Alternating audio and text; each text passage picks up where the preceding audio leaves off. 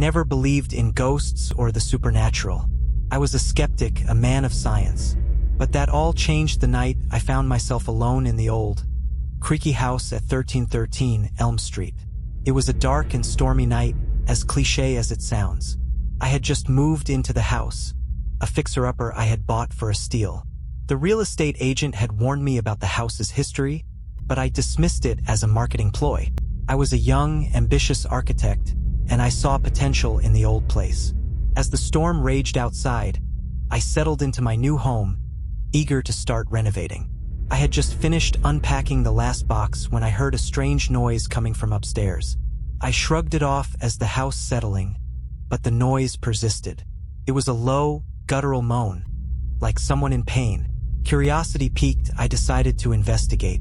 I climbed the rickety stairs, flashlight in hand, and made my way to the attic. The door creaked open, revealing a dusty, cobweb-filled room. In the center of the room, I saw a figure huddled in the corner. "Hello," I called out, my voice echoing in the empty space. The figure didn't move. I approached cautiously, shining my flashlight on the figure. It was a woman, her face contorted in anguish. Her eyes were wide open, but they were lifeless, like two black marbles. I stumbled back, my heart racing. I had never seen a dead body before, and the sight of her sent chills down my spine. I turned to leave, but as I reached the door, I heard a faint whisper. "Help me." I froze, unsure if I had really heard it. But then, the whisper came again, louder this time. "Help me." I whirled around, my flashlight illuminating the woman's face. Her lips hadn't moved, but the voice was clear as day. "Who are you?" I asked, my voice trembling. "I'm Emily," the voice replied.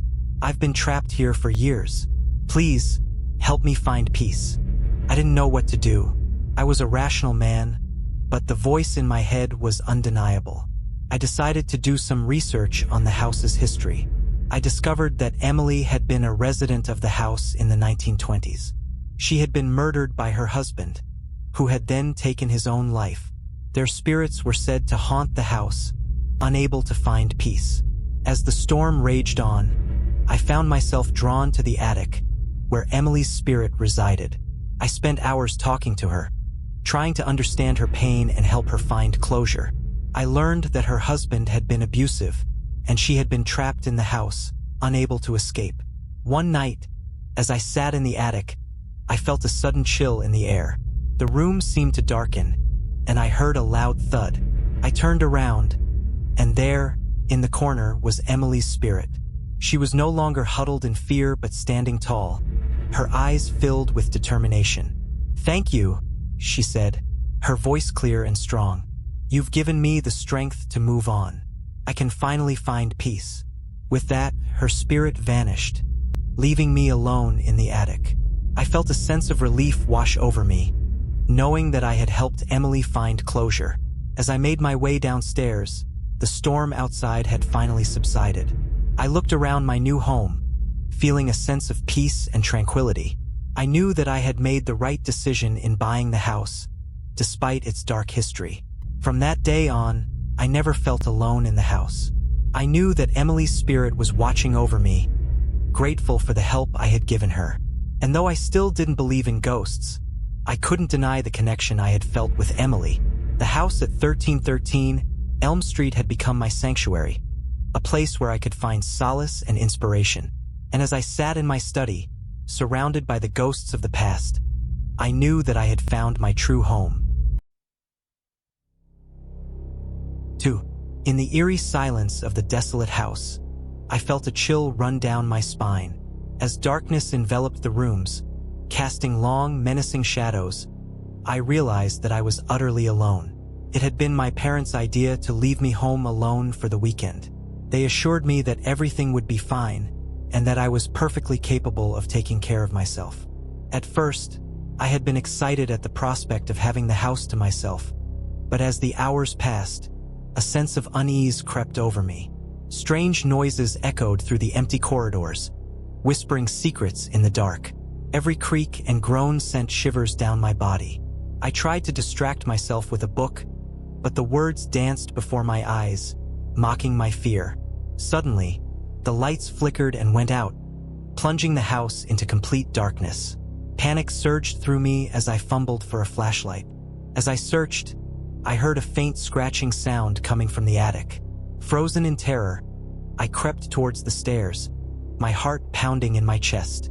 With trembling hands, I reached for the doorknob and slowly opened the door. A musty smell filled the air, and I could hear the sound of something moving around. I took a deep breath and stepped inside. The darkness was suffocating, and I could barely see my own hand in front of my face. I fumbled for the light switch, but it was useless. The power was out. Suddenly, I felt a cold, clammy hand brush against my cheek. I screamed and stumbled backwards, tripping over something and falling to the ground. As I lay there, helpless, I could hear the scratching sound growing louder. It was coming from the far corner of the attic, where a pile of old boxes was stacked against the wall. I could see something moving beneath the boxes, something large and shadowy. Terror propelled me to my feet, and I ran towards the door. But as I reached for the handle, I felt something grab my ankle. I screamed again and tried to pull away, but the grip was too strong. I was dragged back into the darkness, towards the pile of boxes.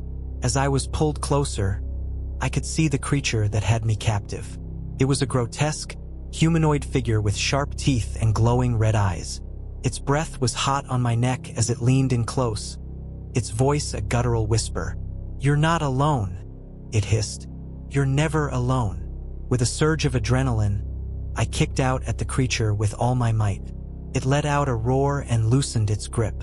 I stumbled away and ran for the door, my heart pounding in my chest.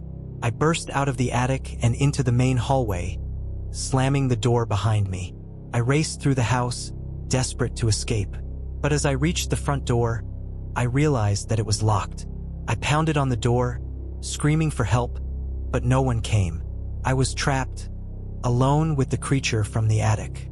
Panic consumed me as I heard the scratching sound approaching again. I ran into the living room and hid behind the couch, my body trembling uncontrollably. I could hear the creature moving around the room, its heavy footsteps echoing on the wooden floor. It was getting closer. Suddenly, it pounced on the couch, its claws tearing at the fabric. I screamed and rolled away, the creature lunging after me. I dodged and weaved, desperate to stay alive. But the creature was relentless, its movements swift and deadly. I knew I couldn't keep this up forever. I had to find a way out. With a desperate burst of energy, I ran to the window and threw it open. The cold night air rushed in, and I scrambled onto the ledge. As I looked down, I saw that the house was surrounded by a dense forest. There was no way I could jump down without breaking my bones. I was trapped. The creature was closing in on me, its eyes blazing with hunger. I knew that this was the end. As the creature lunged at me, I closed my eyes and waited for the inevitable. But then, something strange happened. A bright light filled the room, and the creature let out a piercing scream. I opened my eyes and saw a group of shadowy figures standing in the doorway. They were my parents, and they were surrounded by a circle of glowing orbs. The orbs emitted a powerful light that repelled the creature. With a roar, the creature retreated into the attic, and the lights flickered back on. My parents rushed to my side and embraced me tightly. I was safe at last. As we left the house, I couldn't shake the feeling that the creature was still lurking in the shadows, waiting for its next victim. But for now, I was free, and I knew that I would never be truly alone again. In the unnerving silence of my dimly lit home, I found myself a prisoner of my own solitude. I was a child, home alone for the night, my heart pounding with a primal instinct that something was amiss. As the clock ticked relentlessly, whispers seemed to taunt me from unseen corners. I could feel it, a presence that slithered through the darkness, its unseen eyes fixed upon me. Fear gnawed at the edges of my sanity as every creak, every groan of the settling house sent shivers down my spine. Suddenly, a faint rustling from the attic caught my attention. It was a barely audible sound, yet it froze me in my tracks. My mind raced, conjuring images of unseen horrors lurking in the shadows. With trembling hands, I crept towards the attic door, my breath held captive in my chest. As I slowly creaked it open, a musty stench filled the air, along with the faintest glimmer of moonlight illuminating the dusty confines. And then I saw it, a pair of glowing orbs, piercing through the blackness. My blood ran cold as I realized I was not alone. A guttural growl echoed through the attic, sending a surge of terror coursing through my veins.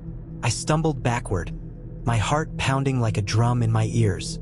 As the creature shifted its weight, the moonlight cast an eerie glow upon its form. It was grotesque, a nightmare made flesh. With lightning speed, it lunged, its claws extended toward my face.